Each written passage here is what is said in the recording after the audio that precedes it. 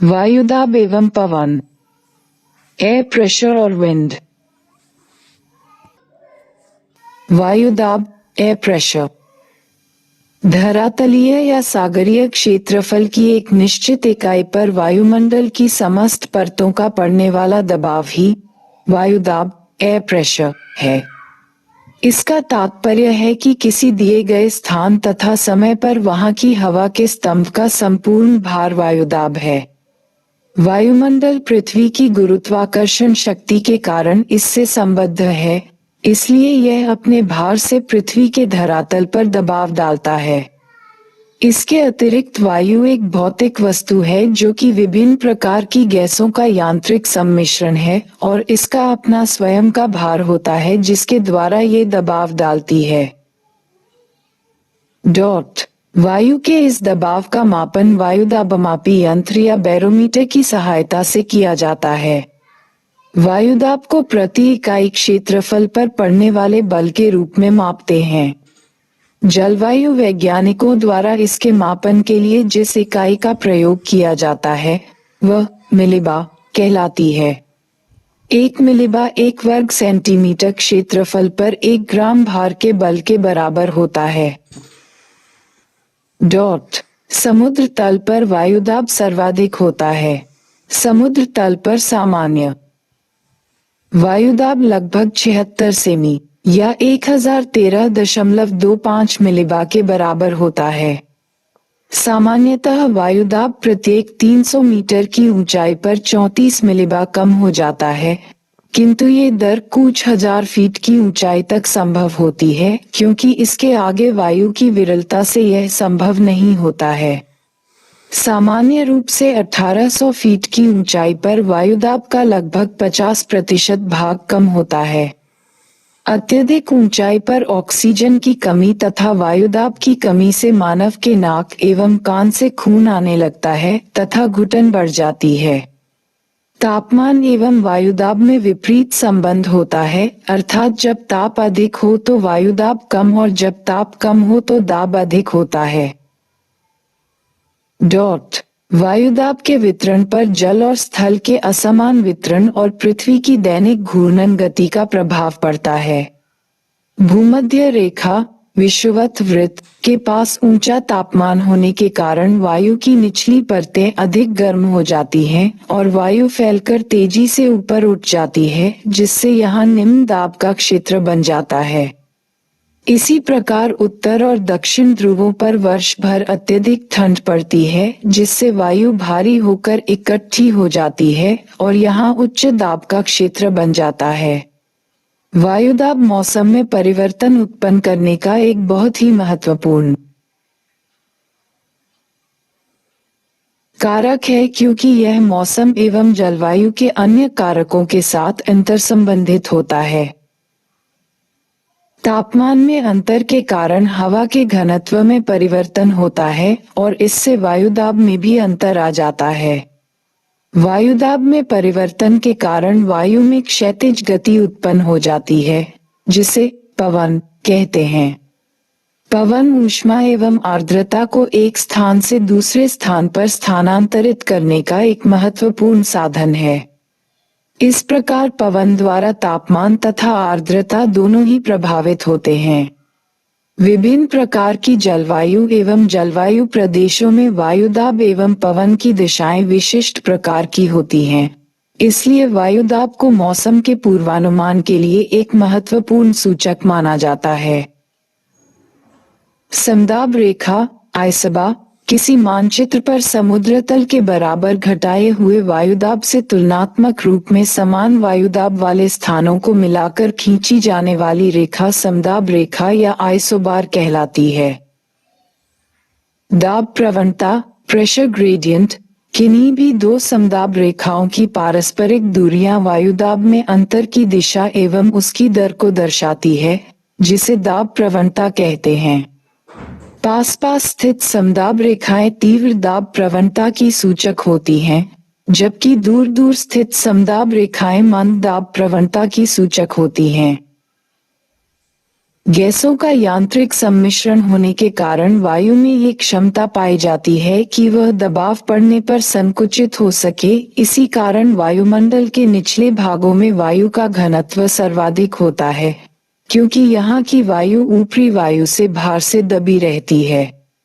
इसके परिणामस्वरूप वायुमंडल की निचली परतों की वायु का घनत्व एवं दबाव दोनों अधिक होते हैं। इसके विपरीत ऊपरी वायुमंडल की हवा कम दबी होती है, जिससे उसका घनत्व तथा वायुदाब दोनों कम होते हैं। ऊंचाई के साथ वायुदाब हमेशा घटता जाता है, लेकिन इसकी दर सर्वत्र एक समान नहीं होती है। इस पर हवा के घनत्व, तापमान, जलवायु की मात्रा तथा गुरुत्वाकर्षण शक्ति का प्रभाव पड़ता है। इन सभी तत्वों के परिवर्तनशील होने के कारण ऊंचाई एवं वायुदाब के बीच कोई सीधा आनुपातिक संबंध नहीं पाया जाता। धरातल पर वायुदाब का सर्वप्रथम अनुभव सन 1650 में ओटो वान गैरिक ने किया था।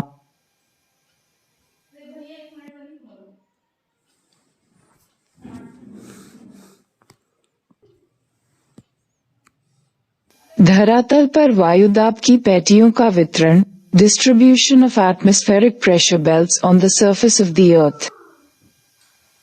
वायुदाब के क्षैतिज वितरण को देखने पर धरातल पर वायुदाब की 4 स्पष्ट पेटियां पाई जाती हैं। इनमें से भूमध्य रेखीय निम्न वायुदाब की पेटी को छोड़कर अन्य तीनों पेटियां उत्तरी और दक्षिणी दोनों गोलार्धों में अनुरूप जोड़े बनाती हैं। वायुदाब की पेटियों का संक्षिप्त विवरण निम्नलिखित है। भूमध्य रेखीय निम्न वायुदाब की पेटी धरातल पर भूमध्य रेखा के दोनों ओर 5 डिग्री अक्षांशों के बीच निम्न वायुदाब की पेटी का विस्तार पाया जाता है, लेकिन इसकी स्थिति स्थायी न होकर परिवर्तनशील होती है, क्योंकि सूर्य के उत्तरायण एवं दक्षिणायन होने के कारण इस पेटी में ऋतुवत स्थानांतरण एवं खिसकाव होता रहता है। भूमध्य रेखा पर वर्ष भर सूर्य के लंबवत चमकने के कारण यहाँ सदैव उच्च तापमान की दशा पाई जाती है, जिसके कारण हवा गतिशील होकर ऊपर उठती है तथा उसमें प्रसार होता है। निम्न वायुदाब की इस पेटी का सीधा संबंध इस क्षेत्र में मिलने वाली तापमान की दशाओं से है। यहाँ हवा के ऊपर उठते रहने से क्षैतिज वायु संचरण की गति अत्यधिक मंद होती है और वातावरण शांत रहता है। शांत वातावरण के कारण ही इस पेटी को शांत पेटी या डोलड्रम भी कहते हैं। उपोष्ण कटिबंधीय उच्च वायुदाब की पेटियां भूमध्य रेखा से 30 डिग्री - 35 डिग्री अक्षांशों पर दोनों गोलार्धों में उच्च वायुदाब की पेटियों की उपस्थिति पाई जाती है। इन अक्षांशों पर उच्च वायुदाब का निर्माण वस्तुतः विषुवतीय क्षेत्रों से ऊपर उठी गर्म वायु विषुवत रेखीय एवं उपध्रुवीय निम्न दाब से आने वाली वायु धाराओं का अपसरण तथा अवतलन भी होता है। वायुदाब की इस पेटी में वायु सदैव ऊपर से नीचे उतरती है, अतः उसका दाब बढ़ जाता है। विषुवतीय क्षेत्र एवं उपध्रुवीय निम्न दाब क्षेत्र से ऊपर उठती वायु का अवतलन इस पेटी में होता है। वायु के अवतलन के कारण यहाँ पर प्रतिचक्रवाती परिस्थितियां पाई जाती हैं। विश्व के सभी मरुस्थल इसी पेटी में महाद्वीपों के पश्चिमी किनारे पर स्थित हैं। यहाँ उच्च वायुभार होने के 2 कारण हैं। भूमध्यरेखीय कटिबंध से गर्म होकर ऊपर उठने वाली वायु उत्तरोत्तर ठंडी और भारी होती जाती है, जो ऊपर पहुंचकर भूघूर्णन के फलस्वरूप उत्तर तथा दक्षिण दिशा में मुड़ जाती है। कर्क तथा मकर रेखाओं तक पहुंचकर यह वायु पूरी तरह घूमकर नीचे उतर आती है। इस वायु के भार से कर्क तथा मकर रेखाओं से 35 डिग्री अक्षांशों के बीच उच्च वायुदाब उत्पन्न हो जाता है। पृथ्वी की दैनिक गति के परिणामस्वरूप उपध्रुवीय क्षेत्रों से वायु की विशाल राशियां उपोष्ण प्रदेशों में एकत्रित हो जाती हैं, जिस कारण वहां पर उच्च वायुदाब उत्पन्न हो जाते हैं। उच्च वायुदाब वाली इस पेटी को अश्व अक्षांश, हॉर्स लैटिट्यूड कहते हैं, क्योंकि अत्यधिक वायुदाब के कारण इस क्षेत्र में जलयानों की गति मंद हो जाती है। ऐसा माना जाता है कि प्राचीन काल में जब स्पेन से घोड़े लेकर पाल से चलने वाले जलयान नई दुनिया, उत्तरी अमेरिका की ओर जाते थे, तब इन अक्षांशों में पवनों के चलने से उनका आगे बढ़ना कठिन हो जाता था। ऐसी स्थिति का सामना करने तथा जलयान का बोझ हल्का करने के लिए कुछ घोड़े समुद्र में फेंक दिए जाते थे। इसी कारण इन अक्षांशों को अश्व अक्षांश कहा जाने लगा। सर्वोच्च वायुदाब केंद्र महासागरों के ऊपर पाए जाते हैं। दक्षिणी अफ्रीका के पठारों के ऊपर ग्रीष्म ऋतु में साधारण कोटि का उच्च दाब केंद्र विकसित हो जाता है। भी इस दो पेटी के बारे में सबसे महत्वपूर्ण बात यह है कि यहाँ शीतकाल के महीनों को छोड़कर वर्ष के शेष भाग में ऊंचा तापमान पाया जाता है। इसलिए यहाँ निम्न वायुदाब की स्थिति मिलनी चाहिए, किंतु वास्तविकता इसके विपरीत है। यह उच्च वायुदाब तापीय घटनाओं से संबंधित न होकर पृथ्वी की दैनिक गति तथा वायु के अवतलन या नीचे उतरने से संबंधित है। भूमध्यरेखीय एवं उपध्रुवीय निम्न वायुदाब के क्षेत्रों से ऊपर उठी वायु इन क्षेत्रों में नीचे उतरकर बैठती है, जिससे उच्च वायुदाब की स्थिति उत्पन्न हो जाती है। इससे स्पष्ट है कि इस पेटी का उच्च वायुदाब गतिजन्य है, न कि तापजन्य। उपध्रुवीय निम्न वायुदाब की पेटियां दोनों गोलार्धों में 60 डिग्री से 65 डिग्री अक्षांशों के बीच निम्न वायुदाब की पेटियां पाई जाती हैं।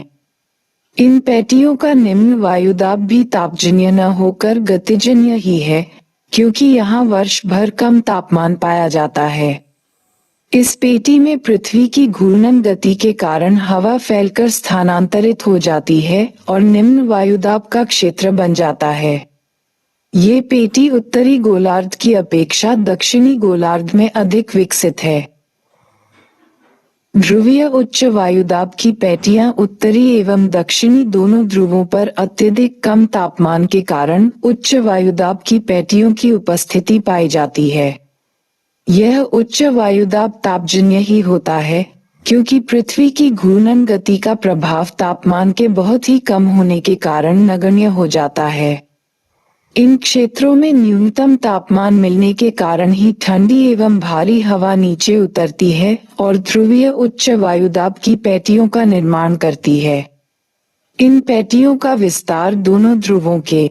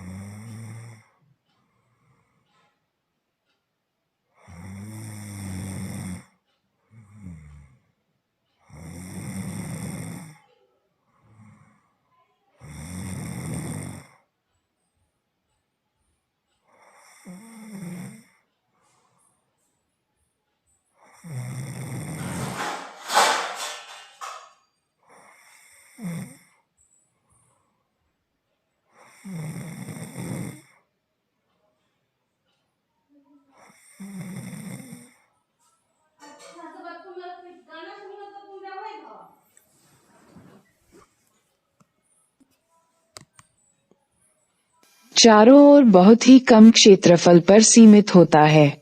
ये प्रतिचक्रवातीय विशिष्टता वाले क्षेत्र होते हैं। पवन, विंड। पृथ्वी के धरातल पर वायुदाब में क्षैतिज विषमताओं के कारण हवा उच्च वायुदाब के क्षेत्रों से निम्न वायुदाब के क्षेत्रों की ओर संचालित होती है। क्षैतिज रूप में गतिशील होने वाली हवा को ही पवन कहते हैं। वायुदाब की विषमताओं को संतुलित करने की दिशा में ये प्रकृति का एक स्वाभाविक प्रयास है। चूंकि धरातल का असमान रूप से गर्म होना ही वायुदाब में आने वाली विषमताओं का एक मुख्य कारण है, अतः सूर्यातप को ही पवन का मूल प्रेरक बल कहा जा सकता है। यदि पृथ्वी स्थिर होती और इसका धरातल एक समान समतल होता तो पवन भी उच्च वायुदाब वाले क्षेत्र से निम्न वायुदाब वाले क्षेत्र की ओर समदाब रेखाओं पर समकोण बनाते हुए सीधा प्रवाहित होती, किंतु उपर्युक्त दोनों दशाओं के अभाव के कारण पवन की दिशा एवं गति अन्य कई कारकों द्वारा सम्मिलित रूप से प्रभावित होती है। वायुदाब प्रवणता एवं पवन, प्रेशर ग्रेडियंट एंड विंड। वायु में क्षैतिज गति उत्पन्न होने का एकमात्र कारण वायुदाब का अंतर अथवा वायुदाब प्रवणता होती है। इसी प्रवणता की दिशा और परिमाण के द्वारा वायु की दिशा और उसका वेग निर्धारित होता है। पवन प्रवाह की दिशा सदैव उच्च दाब से निम्न दाब की ओर होती है। सामान्यतया वायुदाब में जितना ही अधिक अंतर होगा, पवन का वेग उतना ही अधिक होगा। वायु प्रवणता जब अधिक होती है तब पवन का वेग तीव्र हो जाता है और जब प्रवणता मंद होती है तब वेग भी कम हो जाता है। पृथ्वी का आवर्तन, रोटेशन। यदि वायुदाब प्रवणता बल के द्वारा ही पवन की दिशा निर्धारित होती है, तो सर्वदा और सर्वत्र पवन की दिशा समदाब रेखाओं से 90 डिग्री के कोण पर होती। पवन सदैव संभार रेखाओं के आर पार उच्च दाब से निम्न दाब की ओर सीधे चला करता, किंतु धरातल पर चलने वाला पवन अनिवार्य रूप से इस नियम का पालन नहीं करता है।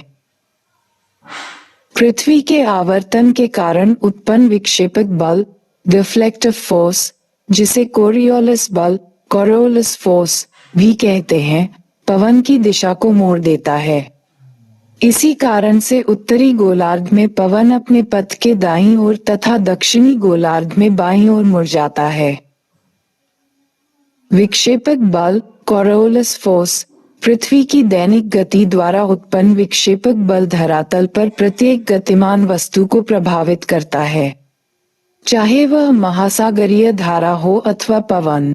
न्यूटन द्वारा प्रतिपादित गति के नियम के अनुसार यदि कोई वस्तु समान वेग से एक सीधी रेखा में जा रही है, तो वह उसी वेग से उसी दिशा में तब तक चलती रहेगी जब तक कोई बाहरी बल उस पर आरोपित न किया जाए।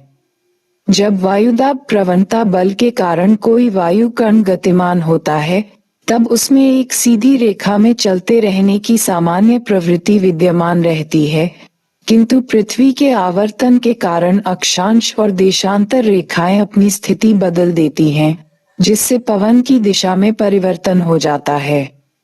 विक्षेपक बल गतिमान वस्तु के वेग, गतिमान वस्तु की सहित तथा अक्षांश ज्या, साइन का समानुपाती होती है। चूंकि विक्षेपक बल अक्षांश के ज्या, साइन पर निर्भर करता है, अतः विषुवत रेखा पर यह शून्य होता है तथा ध्रुवों के पास इसकी मात्रा अधिकतम होती है। विक्षेपक बल की एक अन्य विशेषता यह है कि वह गतिमान वस्तु से समकोण पर लंबवत कार्य करता है, जिससे उस बल का प्रभाव उसकी दिशा पर पड़ता है, न कि उसके वेग पर। इसके अतिरिक्त ये बल प्रत्येक दिशा में समान होता है। वास्तव में विक्षेपक बल वास्तविक बल नहीं, अपितु ये आभासी बल है, जो पृथ्वी के आवर्तन तथा उसके धरातल पर गतिशील वायु के कारण उत्पन्न होता है। विक्षेपक बल का प्रभाव केवल उत्तर से दक्षिण अथवा दक्षिण से उत्तर चलने वाली वस्तुओं पर नहीं पड़ता, बल्कि उसके द्वारा पूर्व पश्चिम तथा पश्चिम पूर्व अथवा किसी तिरछे मार्ग से चलने वाली वस्तुएं भी समान रूप से प्रभावित होती हैं।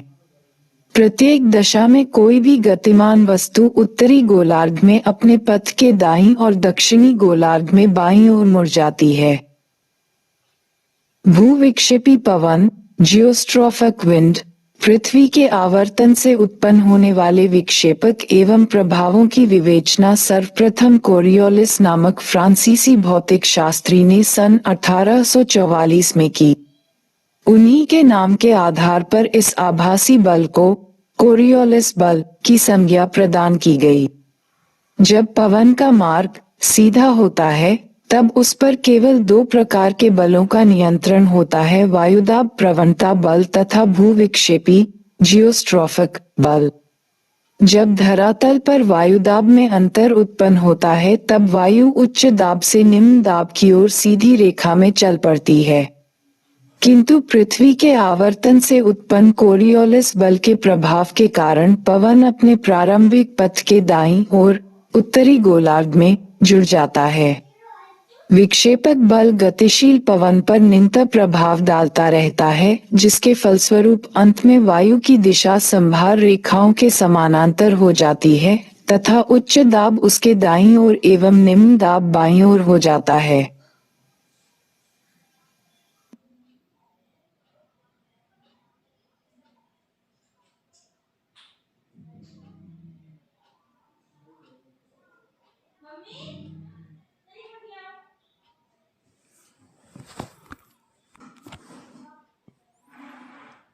जियोस्ट्रोफिक ग्रीक भाषा का शब्द है जिसका अर्थ होता है पृथ्वी द्वारा मोड़ा गया। जब वायुदाब प्रवणता बल तथा विक्षेपक बल में संतुलन हो जाता है तब पवन प्रवाह समदाब रेखाओं के समानांतर होता है। इस प्रकार समदाब रेखाओं के समानांतर गतिशील पवन को भूविक्षेपी पवन कहते हैं। भूविक्षेपी पवन अपने आदर्श रूप से वायुमंडल के ऊपरी भागों में ही पाया जाता है, क्योंकि वहां घर्षण का प्रभाव नगण्य होता है तथा समदाब रेखाएं सीधी होती है। धरातल के निकट घर्षण बल के हस्तक्षेप के कारण भूविक्षेप पवन का विकास नहीं हो पाता है। भूविक्षेपी पवन की गति पर वायुदाब प्रवणता, अक्षांश तथा वायु के घनत्व का प्रभाव पड़ता है। ये पवन वायुदाब प्रवणता का समानुपाती होता है। समदाब रेखाएं जितनी ही सघन होती है, इस पवन का वेग उतना ही अधिक होता है। ये पवन अक्षांश के ज्या साइन ऑफ लैटिट्यूड का विलोमानुपाती होता है। इस पवन का वेग वायु के घनत्व का भी विलोमानुपाती होता है। बाइज बैलेट का नियम, बाइज बैलेट लॉ, इस नियम के अनुसार यदि उत्तरी गोलार्ध में कोई व्यक्ति पवन की दिशा की ओर पीठ करके खड़ा हो तो उसकी बाईं ओर निम्न वायुदाब तथा दाईं ओर उच्च वायुदाब होगा। इसके विपरीत दक्षिणी गोलार्ध में निम्न वायुदाब दाईं ओर तथा उच्च वायुदाब बाईं ओर होगा।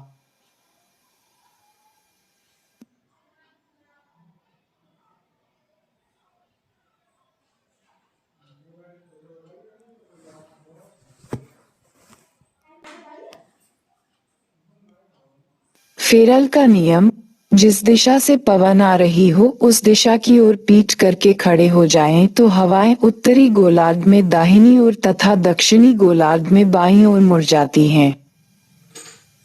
अभिकेंद्रीय त्वरण, सेंट्रिपिटल एक्सेलरेशन, घूर्णन करती हुई पृथ्वी पर घूर्णन के केंद्र की दिशा में वायु की अंदर की ओर होने वाली गति के कारण पवन द्वारा स्थानीय उच्च अथवा न्यून वायुदाब के चारों ओर समदाब रेखाओं के लगभग समानांतर एवं वक्र भाग का अनुसरण करना संभव हो पाता है। इसी प्रक्रिया को अभिकेंद्रीय त्वरण कहते हैं।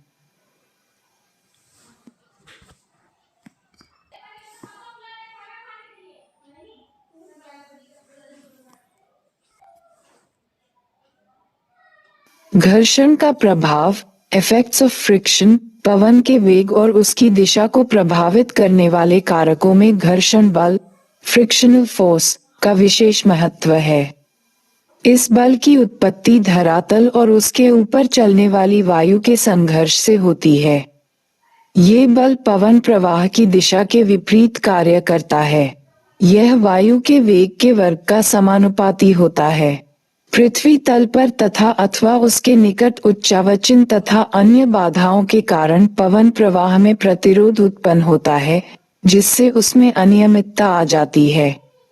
जल की अपेक्षा स्थलीय धरातल के खुरदरा होने के कारण उस पर घर्षण बल अधिक होता है।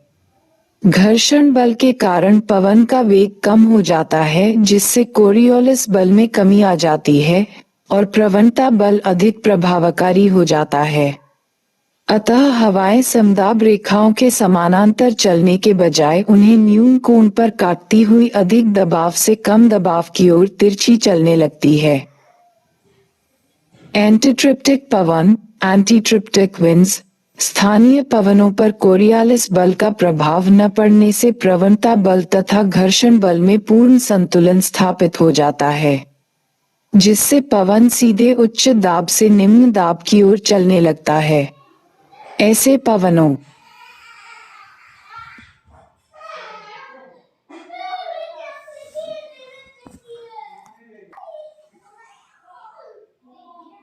को जिनमें वायुदाब प्रवणता बल घर्षण बल द्वारा संतुलित हो जाता है, एंटीट्रिप्टिक पवन कहते हैं।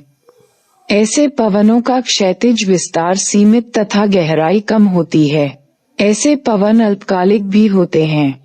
स्थल तथा सागर समीर एवं पर्वत तथा घाटी समीर इनके विशिष्ट उदाहरण हैं।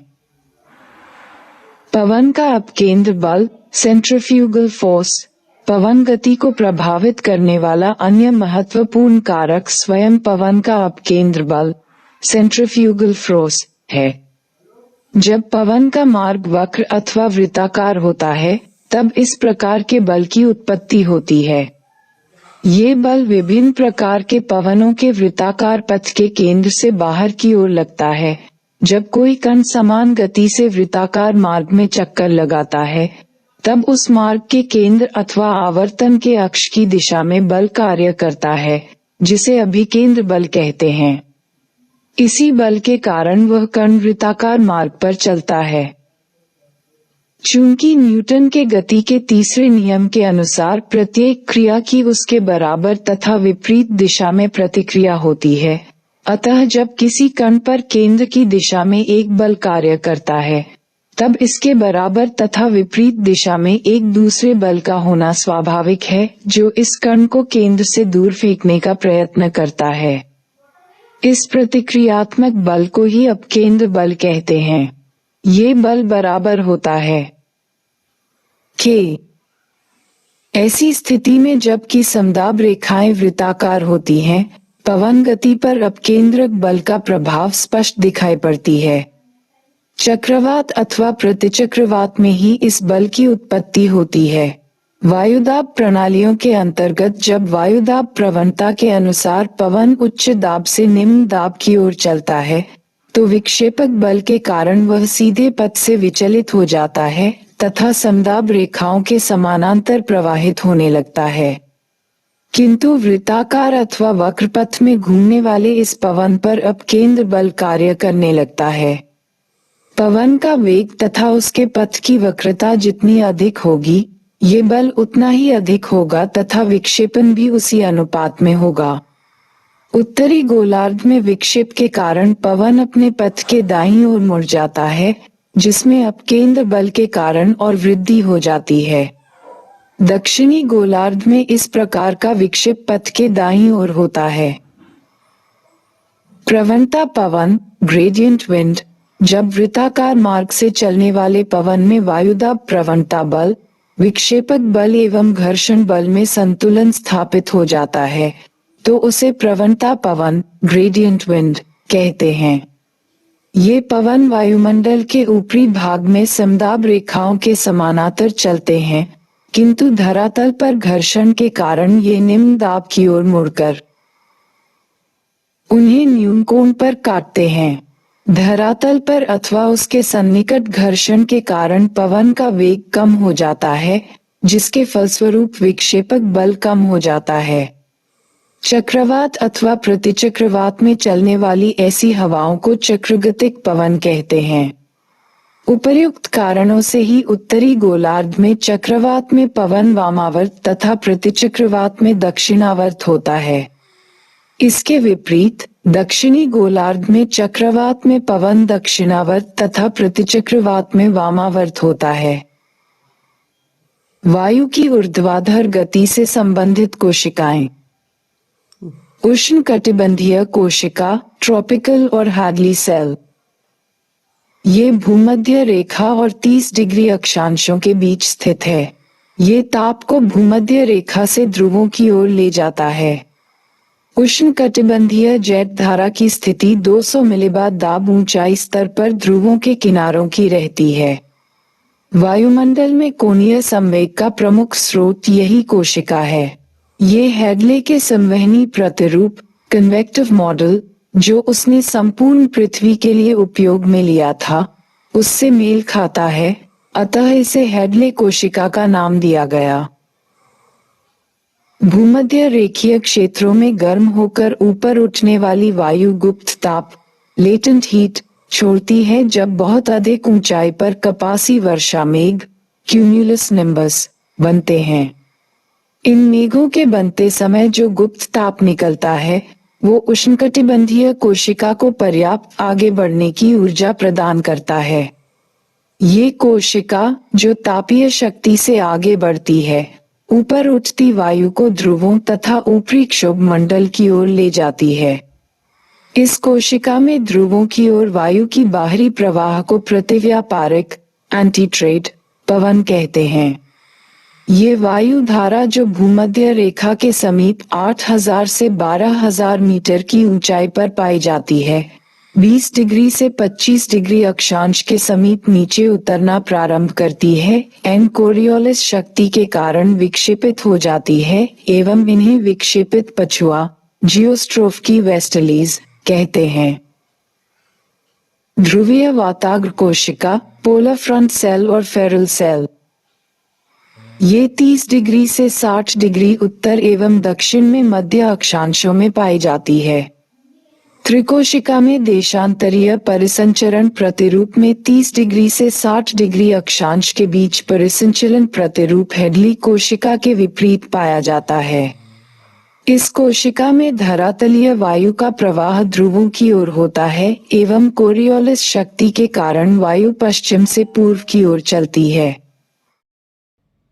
ऊपरी वायुमंडल में 30 डिग्री से 60 डिग्री के बीच ऊपरी क्षोभ मंडल में साधारण पछुआ विद्यमान रहती है। ऊपरी वायु की पछुआ ताप के स्थानांतरण एवं वायु के संचालन में महत्वपूर्ण योगदान देती है। त्रिवार्था के अनुसार मध्य एवं ऊपरी क्षोभ मंडल की पछुआ की विशेषता दीर्घ तरंगे एवं जेट धारा है। शीतोष्ण कटिबंध की ऊपरी पछुआ में दीर्घ तरंगे अधिक होती है। ताप का स्थानांतरण ठंडी ध्रुवीय वायु का निम्न अक्षांशों की ओर धकेला जाना एवं गर्म उष्ण कटिबंधीय वायु का ध्रुवों की ओर धकेले जाने के कारण होता है। इस कोशिका में ध्रुवीय वाताग्र अधिक निरंतर एवं प्रमुख होता है, जो मध्य क्षोभ मंडल में पाया जाता है। ध्रुवीय वाताग्र कोशिका एवं उष्णकटिबंधीय वायु पश्चिमी खंड की उच्च दाब कोशिका के उच्च अक्षांशों की ओर आगे बढ़ती है, जबकि मध्य कोशिका से वायु अपने पूर्वी भाग की ओर उष्णकटिबंधीय प्रदेश की ओर बढ़ती है। ताप बजट को संतुलित रखने में मध्य अक्षांशों के परिसंचरण में कोशिका का बड़ा योगदान रहता है। ध्रुवीय या उपध्रुवीय कोशिका, पोलर और सबपोलर सेल। तीसरी परिसंचरण कोशिका, जो ध्रुवीय एवं उपध्रुवीय प्रदेशों में ध्रुवीय वाताग्र कोशिका का ध्रुव की ओर वाला भाग है, को पूर्णतया अभिलोपित कर दिया जाता है। ये 60 डिग्री अक्षांश एवं ध्रुव के बीच स्थित है। ध्रुवीय उच्च दाब प्रतिचक्रवात स्थायी नहीं होते हैं। ध्रुवों के समीप अवतलन धरातलीय प्रवाह उत्पन्न करता है, जो कि भूमध्य रेखा की ओर जाते हुए कोरियोलिस शक्ति के कारण दोनों ही गोलार्ध में ध्रुवीय पूर्वी पवन हो जाती है। ठंडी ध्रुवीय पूर्वी पवन अपने भूमध्य रेखीय संचलन में गर्म पछुआ पवन से टकराती है। ये टकराव शीतोष्ण कटिबंध में होता है। इन दोनों वायु के संपर्क वाले क्षेत्र को ध्रुवीय वाताग्र कहा जाता है। समशीतोष्ण कटिबंध के चक्रवात का यह उत्पत्ति क्षेत्र है। यहाँ ताप का स्थानांतरण पूर्वी पवन की तरंगों से संबंधित है। उष्णकटिबंधीय क्षेत्रों में ताप का आदान प्रदान एवं संवेग प्रत्यक्ष अभिसंचरण से जुड़ा है। मध्य एवं ऊंचे अक्षांशों में ऊर्जा का स्थानांतरण समशीतोष्ण चक्रवात एवं प्रतिचक्रवात से प्रभावित है। पवन के प्रकार, टाइप्स ऑफ विंड। धरातल पर निम्नलिखित प्रकार के पवनों की उपस्थिति पाई जाती है। प्रचलित पवन, प्रिवेलिंग विंड। सामयिक या मौसमी पवन, सीजनल विंड। स्थानीय पवन, लोकल विंड। प्रचलित पवन, स्थायी पवन। जो पवन वायुदाब के अक्षांशीय अंतर के कारण वर्ष भर एक से दूसरे कटिबंध की ओर प्रवाहित होती रहती है, उसे प्रचलित पवन या स्थायी पवन, परमानेंट विंड, निश्चित पवन, इनवेरिएबल विंड अथवा ग्रहीय या सनातनी हवाएं, प्लानिटरी विंड्स भी कहा जाता है।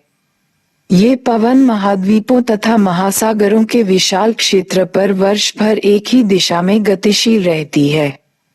इसके अतिरिक्त ध्रुवीय हवाओं को भी प्रचलित पवनों के अंतर्गत सम्मिलित किया जाता है। प्रमुख स्थायी पवनें निम्नवत हैं। व्यापारिक पवन दक्षिणी अक्षांश के क्षेत्रों अर्थात उपोष्ण उच्च वायुदाब कटिबंधों से भूमध्य रेखीय निम्न वायुदाब कटिबंध की ओर दोनों गोलार्धों में वर्ष भर निरंतर प्रवाहित होने वाली पवन को व्यापारिक पवन कहा जाता है। इसका अंग्रेजी भाषांतरण ट्रेंड विंड्स है, जिसमें ट्रेंड शब्द जर्मन भाषा से लिया गया है, जिसका तात्पर्य निर्दिष्ट पथ या मार्ग से है।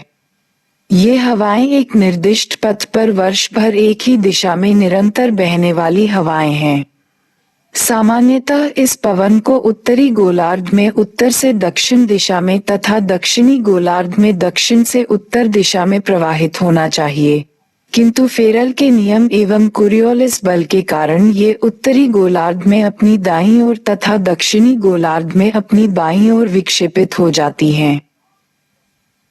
नियमित दिशा के कारण प्राचीन काल में व्यापारियों को पाल युक्त जलयानों के संचालन में पर्याप्त सुविधा मिलने के कारण इन्हें व्यापारिक पवन कहा जाता है।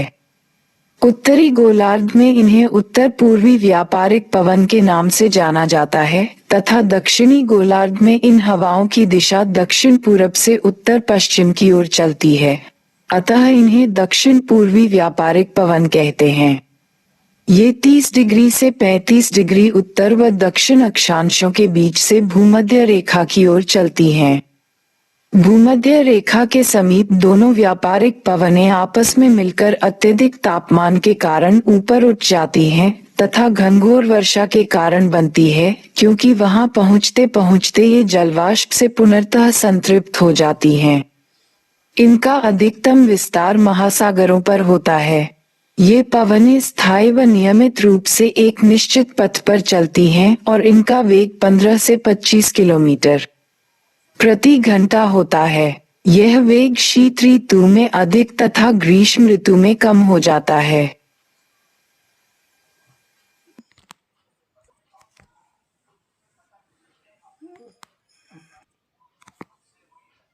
पछुआ पवन दोनों गोलार्धों में उपोष्ण उच्च वायुदाब 30 डिग्री 35 डिग्री कटिबंधों से उपध्रुवीय निम्न वायुदाब 60 डिग्री -65 डिग्री कटिबंधों की ओर चलने वाली स्थायी हवाओं को इनकी पश्चिम दिशा के कारण इन्हें पछुआ पवन कहा जाता है। उत्तरी गोलार्ध में ये दक्षिण पश्चिम से उत्तर पूर्व की ओर तथा दक्षिणी गोलार्ध में उत्तर पश्चिम से दक्षिण पूर्व की ओर प्रवाहित होती हैं। जहाँ पर ये गर्म तथा आर्द्र पछुआ हवाएं ध्रुवों से आने वाली ठंडी हवाओं से मिलती हैं, वहाँ पर वाताग्र फ्रंट बन जाते हैं, जिन्हें शीतोष्ण वाताग्र कहते हैं। पछुआ हवाओं के साथ चक्रवात तथा प्रतिचक्रवात भी पश्चिम से पूर्व दिशा में चलते हैं। इन चक्रवातों तथा प्रतिचक्रवातों के कारण पछुआ हवाओं के स्वभाव में परिवर्तन आ जाता है। उत्तरी गोलार्ध में स्थल की अधिकता के कारण पछुआ पवन अधिक जटिल हो जाती हैं तथा इसकी सक्रियता जाड़े में अधिक तथा गर्मियों में कम हो जाती है।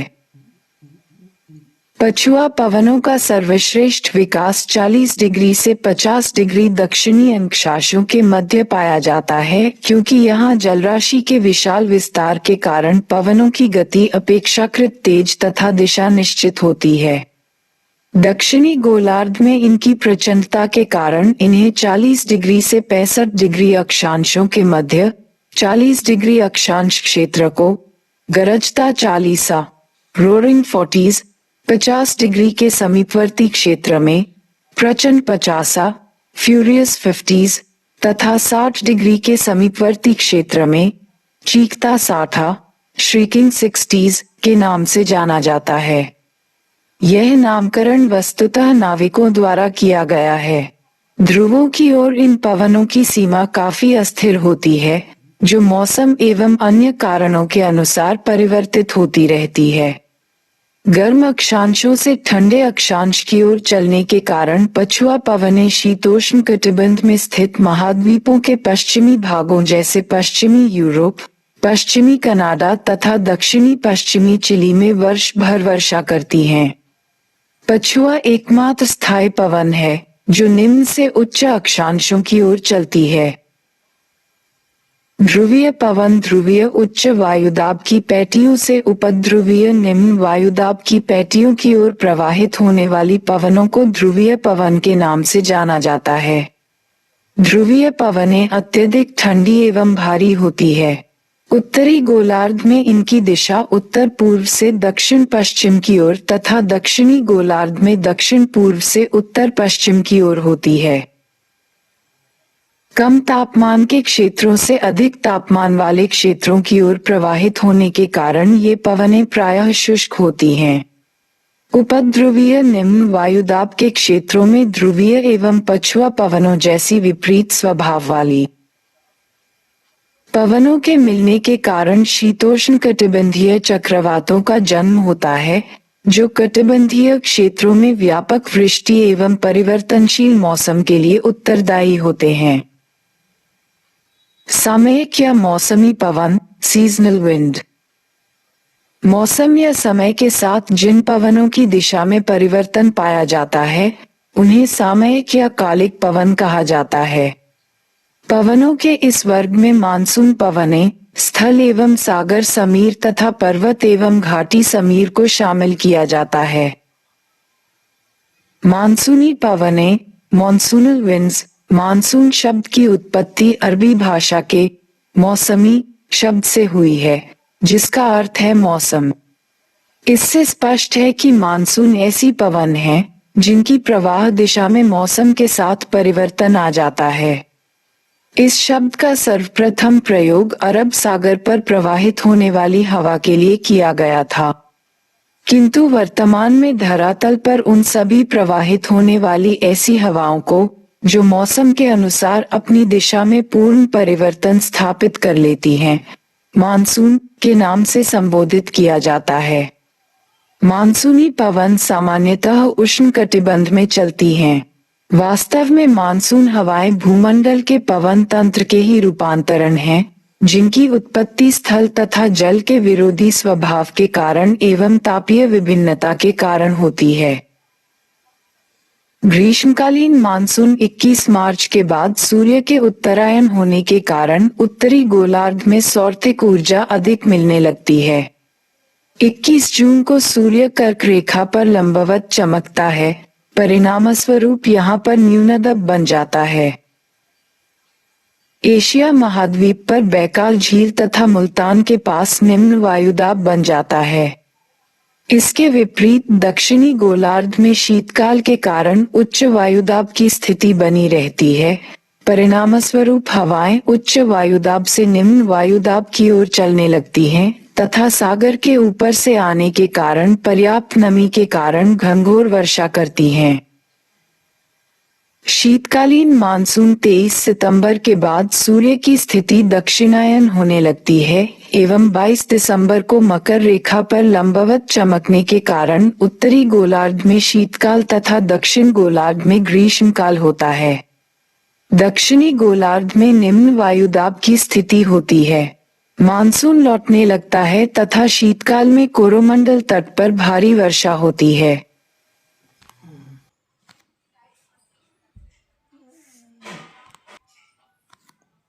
स्थलीय एवं सागरीय समीर, लैंड एंड सी ब्रीजेस, दिन के समय निकटवर्ती समुद्र की अपेक्षा स्थल भाग के अधिक गर्म हो जाने के कारण वहां निम्न वायुदाब की स्थिति उत्पन्न हो जाती है, जबकि सागरीय भाग के अपेक्षाकृत ठंडा रहने के कारण वहां उच्च वायुदाब मिलता है।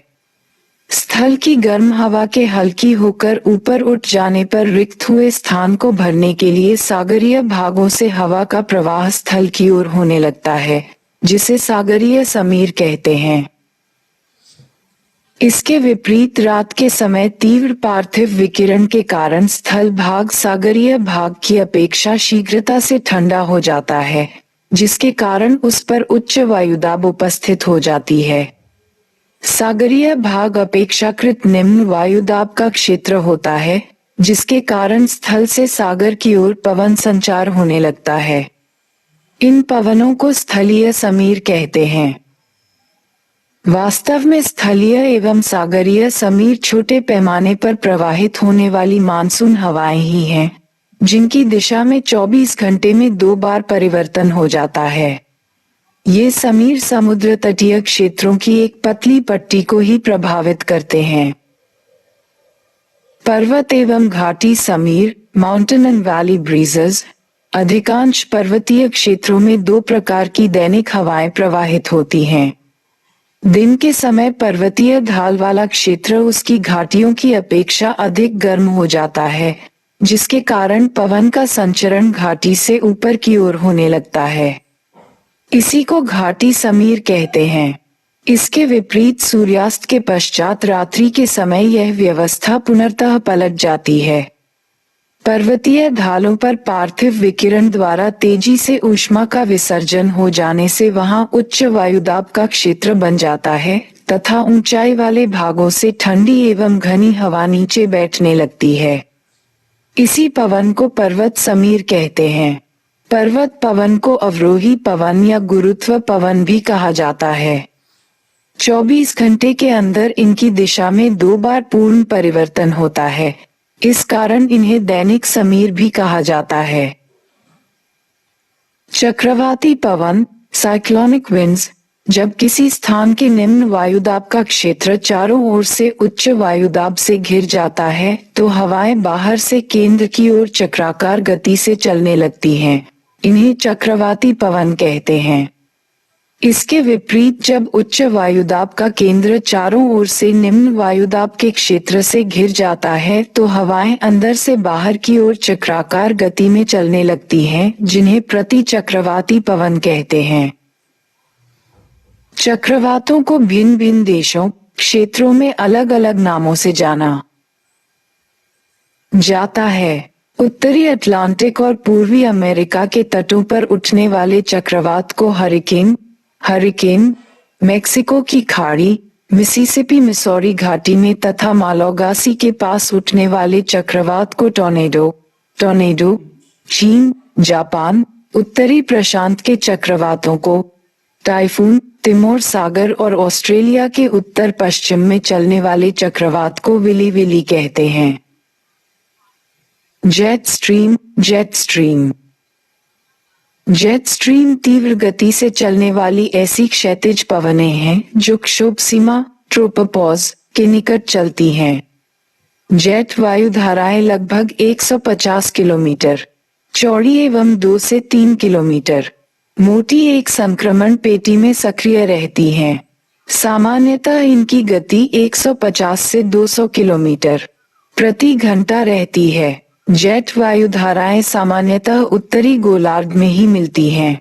दक्षिणी गोलार्ध में सिर्फ दक्षिणी ध्रुवों पर मिलती हैं, यद्यपि हल्के रूप में रॉस्बी वेव्स के रूप में ये अन्य अंशांशों के ऊपर भी मिलती हैं। इन जेट धाराओं की उत्पत्ति का मुख्य कारण पृथ्वी की सतह पर तापमान में अंतर व उससे उत्पन्न वायुदाब प्रवणता, प्रेशर ग्रेडियंट है। जेट वायु धाराएं 5 प्रकार की होती हैं। ध्रुवीय वाताग्र जेट स्ट्रीम, इसका निर्माण धरातलीय ध्रुवीय एवं उष्णकटिबंधीय वायु राशियों के सम्मिलन क्षेत्र में 40 डिग्री 60 डिग्री अक्षांश के ऊपर होता है। ये अनियमित वायु राशियां पश्चिम से पूर्व दिशा की ओर प्रवाहित होती है। ध्रुवीय जेट राशि, इसका निर्माण समताप मंडल में शीत ध्रुव के ऊपर अत्यधिक ताप प्रवणता के कारण शीतकाल में होता है। उष्णकटिबंधीय पूर्वी जेट स्ट्रीम, इनका निर्माण ऊपर क्षोभ मंडल में भारत एवं अफ्रीका के ऊपर ग्रीष्मकाल में होता है। तिब्बत के पठार के ऊष्मन का इसके निर्माण में महत्वपूर्ण योगदान है। भारतीय मानसून में इसका महत्वपूर्ण योगदान है। इनके कारण भारत में संवहनीय वर्षा होती है। उपोष्ण कटिबंधीय पछुआ पवन, यह उपोष्ण कटिबंधीय उच्च वायु दाब की पेटी के ऊपर क्षोभ मंडल में होती है। इसका प्रवाह पश्चिम से पूर्व की ओर होता है। स्थानीय जेट स्ट्रीम, इनका निर्माण स्थानीय तापीय एवं गतिकीय दशाओं के कारण होता है। इनका महत्व स्थानीय है। जेट स्ट्रीम का महत्व, significance of jet stream. Jet stream के कारण धरातलीय, निम्नतलीय चक्रवातों एवं प्रति चक्रवातों के स्वरूप में परिवर्तन होने से स्थानीय मौसम में उतार चढ़ाव, बाढ़, सूखा होता रहता है।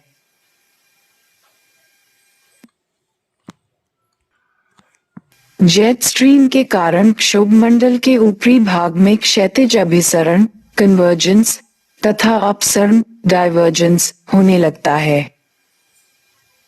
जब धरातलीय शीतोष्ण चक्रवातों के ऊपर उच्च स्तरीय क्षोभ मंडलीय जेट स्ट्रीम की उपस्थिति होती है, तो ये चक्रवात अधिक प्रबल एवं तूफानी हो जाते हैं तथा सामान्य से अधिक वृष्टि प्रदान करते हैं। जेट स्ट्रीम में वायु का लंबवत संचार 2 रूपों में होता है। चक्रवातों में हवा ऊपर उठती है तथा प्रतिचक्रवातीय वायु प्रणाली में हवा नीचे बैठती है।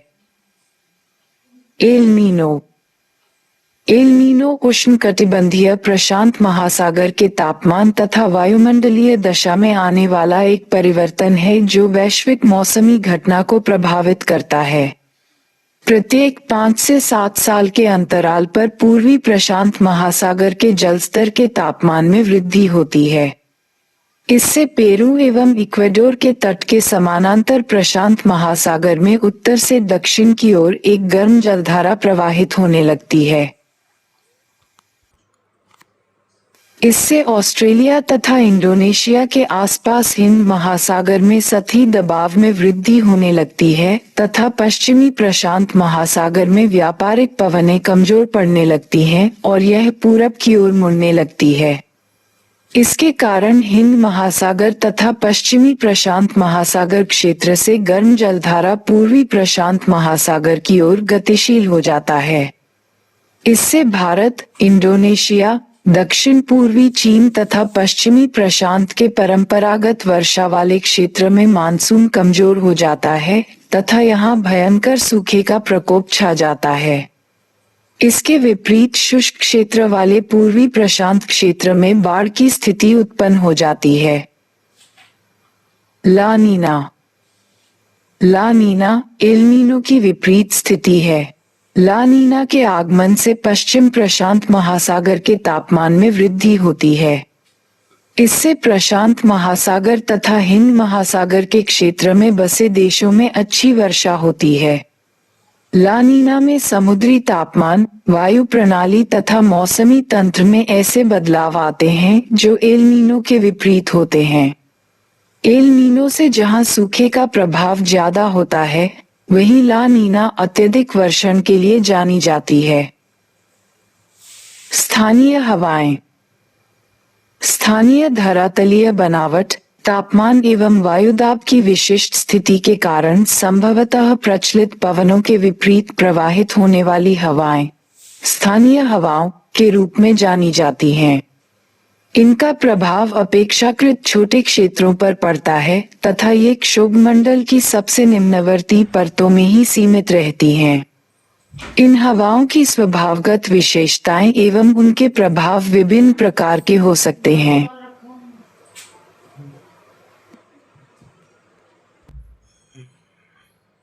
विश्व की प्रमुख स्थानीय हवाएं।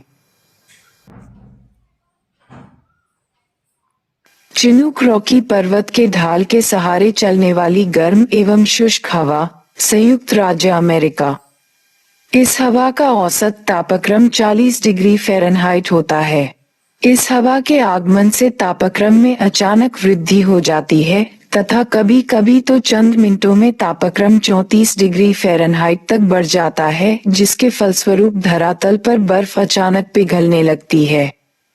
इस कारण इस पवन को हिमभक्षी स्नो ईटर भी कहते हैं। फोन आल्पस पर्वत के उत्तरी ढाल से नीचे उतरने वाली गर्म एवं शुष्क हवा यूरोप है, जिसका सर्वाधिक प्रभाव स्विट्जरलैंड में पाया जाता है, जो अंगूर को पकाने में उपयोगी होती है। सिरोको सहारा मरुस्थल में भूमध्य सागर की ओर चलने वाली गर्म हवा है। इसके अन्य नाम हैं खमसिन मिस्र, Ghibli Libya, Chili Tunisia, Sirocco Italy, लेबेक स्पेन। सहारा मरुस्थल से इटली में प्रवाहित होने वाली सिराको पवन बालू के कणों से युक्त होती है। भूमध्य सागर से नमी धारण करने के बाद ये जब इटली में वर्षा करती है तब लाल बालू के कण नीचे बैठने लगते हैं और ऐसा लगता है कि रक्त वर्षा हो रही है। इस प्रकार की वर्षा को इटली में रक्त की वर्षा ब्लड रेन कहते हैं। सिमोम यह अरब के रेगिस्तान में चलने वाली गर्म एवं शुष्क हवा है। हामाटन ये सहारा रेगिस्तान से उत्तर पूर्व दिशा में चलने वाली गर्म एवं शुष्क हवा है। गिनी तट पर इस हवा को डॉक्टर हवा के नाम से जाना जाता है, क्योंकि यह वायु इस क्षेत्र के निवासियों को आर्द्र मौसम से राहत दिलाती है। ब्रिकफील्डर्स ऑस्ट्रेलिया के विक्टोरिया प्रांत में चलने वाली शुष्क हवा। सांता आना दक्षिण कैलिफोर्निया राज्य अमेरिका में सांता आना घाटी से चलने वाली गर्म तथा शुष्क हवा है। संकरी घाटियों से बहने वाली गर्म एवं शुष्क हवाओं के स्थानीय नाम।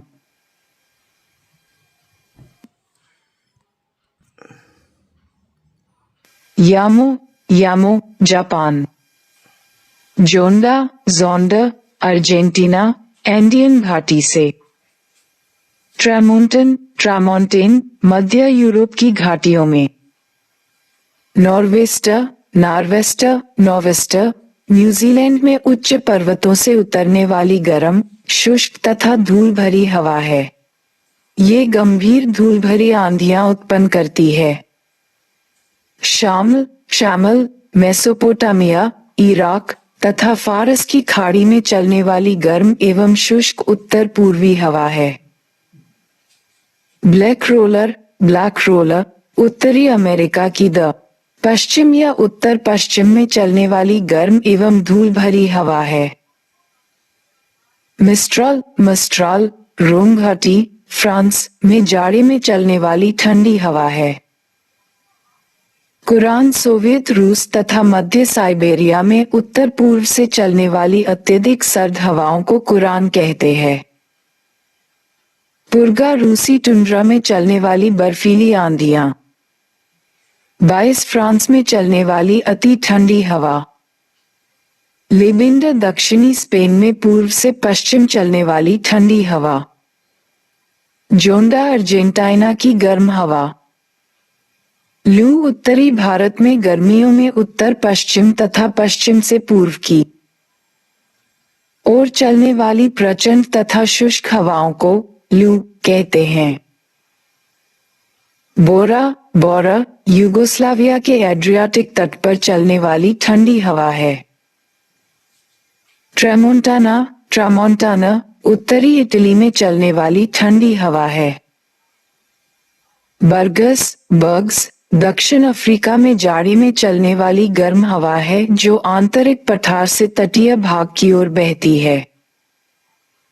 पोनेंटे भूमध्य सागरीय क्षेत्रों विशेषकर कोर्सिको तट तथा फ्रांस में चलने वाली शुष्क तथा ठंडी हवा है।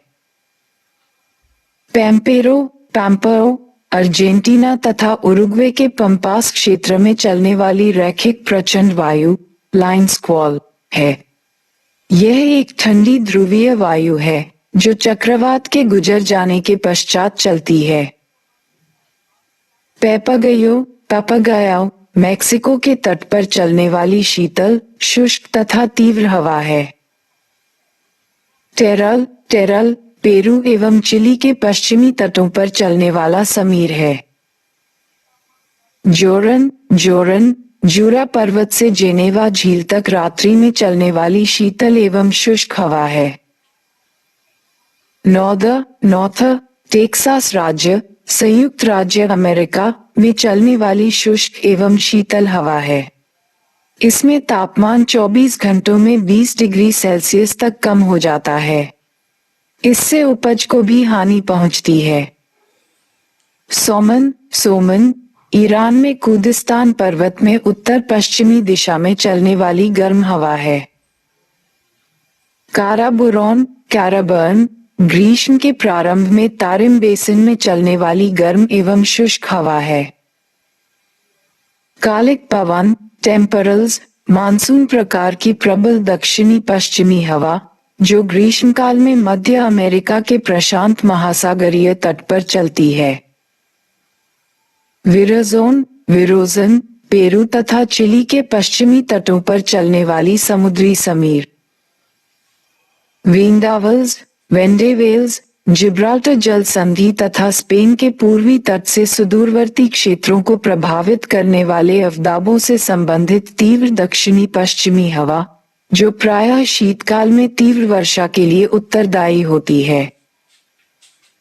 सुमात्रा मलक्का जलसंधि क्षेत्र में उत्पन्न होने वाली रेखीय प्रचंड हवा जो सामान्यतया दक्षिण पश्चिम मानसून की अवधि में रात्रि के समय अचानक प्रवाहित होती है तथा तड़ित झंझावात का रूप धारण कर लेती है। कैटाबैटिक पवन कैटाबैटिक विंड ये स्थानीय पवन प्रायः विकिरण द्वारा ठंडी होकर रात्रि के समय पर्वतीय ढालों से नीचे की ओर बहती है। ये ठंडी वायु के प्रवाह से भी उत्पन्न होती है जो हिमटोपों आइस कैप्स के ढालों से नीचे चलती है। सदर्न बर्स्टर ऑस्ट्रेलिया के न्यू साउथ वेल्स प्रांत में चलने वाली प्रबल शुष्क पवन जिसके कारण वहां का तापमान काफी कम हो जाता है। सेस्तान पूर्वी ईरान के सीस्तान प्रांत में ग्रीष्म काल में चलने वाली तीव्र उत्तरी हवा जिसकी गति कभी कभी 110 किलोमीटर प्रति घंटा तक हो जाती है को 120 दिन का पवन के नाम से जाना जाता है। नवाडोज दक्षिण अमेरिका के एंडीज पर्वतीय हिम क्षेत्रों से इक्वेडोर की उच्च घाटियों में नियमित रूप से प्रवाहित होने वाली हवा जो एक एनाबेटिक हवा है। ये पर्वतीय वायु के रात्रि विकिरण बर्फ के संपर्क से ठंडी हो जाने के कारण ढालों से नीचे की ओर प्रवाहित होती है। माइस्ट्रो भूमध्य सागरीय क्षेत्र के मध्यवर्ती भाग में चलने वाली उत्तरी पश्चिमी हवा जो यहाँ उत्पन्न होने वाले किसी अवदाब के पश्चिमी भाग में अधिक तीव्रता से प्रवाहित होती है। हबूब उत्तरी एवं उत्तर पूर्वी सूडान विशेषकर खार्टूम के समीप चलने वाली एक प्रकार की धूल भरी आंधी जिसके कारण दृश्यता कम हो जाती है तथा कभी कभी तड़ित झंझावतों के साथ भारी वर्षा भी हो जाती है। यह विशेषकर मई तथा सितंबर के महीनों में दोपहर के बाद चलती है।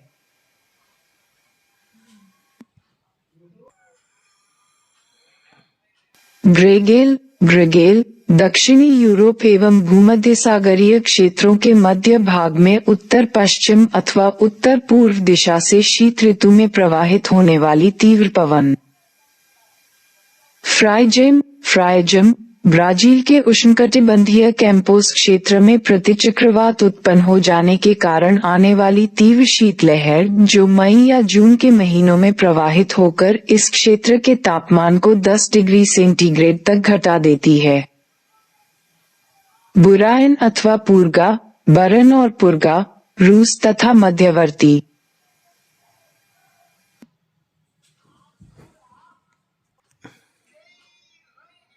एशिया में चलने वाली उत्तरी पूर्वी हवा जो अधिकांशतः शीतकाल में चलती है और हिम प्रवाह को जन्म देती है।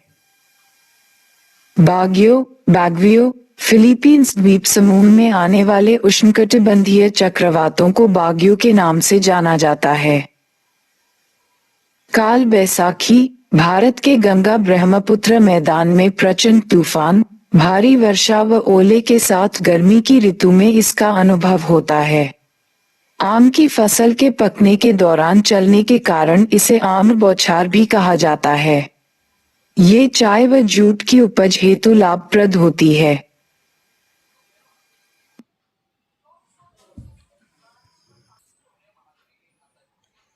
वायुदाब व पवन एक नजर में। पवन की उत्पत्ति का कारण वायुदाब में अंतर है। वायुदाब को बैरोमीटर से नापा जाता है। बैरोमीटर के पठन में तेजी से गिरावट तूफानी मौसम का संकेत देती है। बैरोमीटर के पठन का पहले गिरना फिर धीरे धीरे बढ़ना वर्षा की स्थिति का द्योतक है। प्रचलित पवनें या सनातनी पवनें वर्ष भर एक ही दिशा में गतिमान रहती हैं। दक्षिणी अक्षांश के क्षेत्रों अर्थात उपोष्ण उच्च वायुदाब कटिबंध, भूमध्य रेखीय निम्न वायुदाब कटिबंध की ओर दोनों गोलार्धों में वर्ष भर निरंतर प्रवाहित होने वाली पवन को व्यापारिक पवन कहा जाता है। भूमध्य रेखा के समीप व्यापारिक पवनें मिलकर घनघोर वर्षा करती है। पछुआ पवनों को दक्षिणी गोलार्ध में इनकी प्रचंडता के कारण इन्हें 40 डिग्री से 45 डिग्री अक्षांशों के मध्य गरजता 40 रोरिंग 40 50 डिग्री के समीपवर्ती क्षेत्र में प्रचंड 50 फ्यूरियस 50 तथा 60 डिग्री के समीपवर्ती क्षेत्र में चीखता 60 श्रीकिंग 60 कहा जाता है।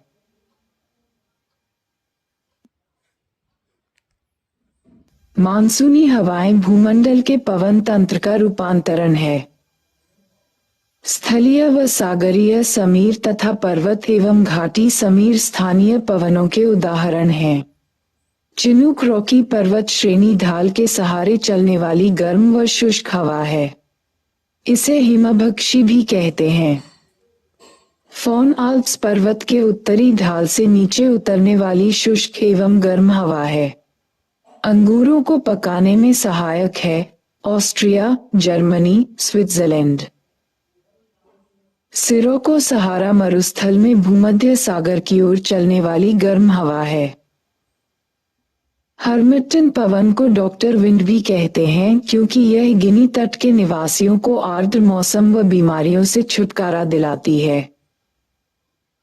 ब्रिकफिल्डर ऑस्ट्रेलिया के विक्टोरिया प्रांत में चलने वाली गर्म तथा शुष्क हवा है। मिस्ट्रल रोम घाटी, फ्रांस में जाड़े में चलने वाली ठंडी हवा है। दोनों गोलार्धों में 30 डिग्री - 35 डिग्री के बीच वायुदाब पेटी को अश्व अक्षांश कहते हैं। सागरीय समीर दिन के 1 से 2 बजे तक सर्वाधिक सक्रिय रहता है। फॉन पवन का सर्वाधिक प्रभाव स्विट्जरलैंड में होता है।